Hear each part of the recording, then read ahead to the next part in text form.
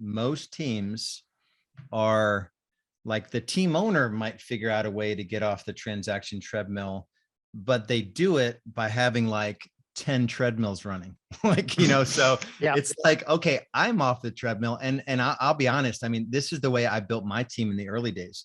The people on my team were there to serve me, not for me to serve them. So I learned the hard way through some broken relationships.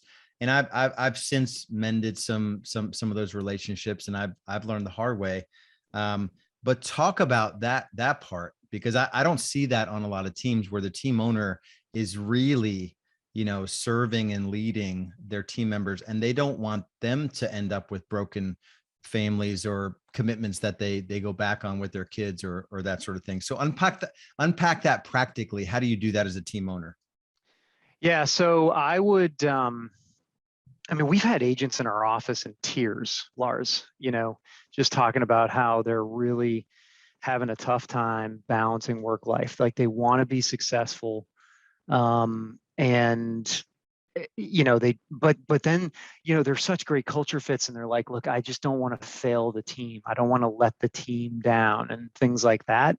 And that's where we come to them and say, listen, you know what? We love you, man. Like you are just a wonderful person. You hustle. Like we know you're working hard, and our goal is to help you in any way that we can. Like an agent came to me in our market at one point and was like, I'm thinking about building a team. And I'm like, oh yeah, why? Why do you want to build a team? She was like, well, because I want to make money from agents, that work for me. I'm like, that will fail in an epic way if that is your attitude.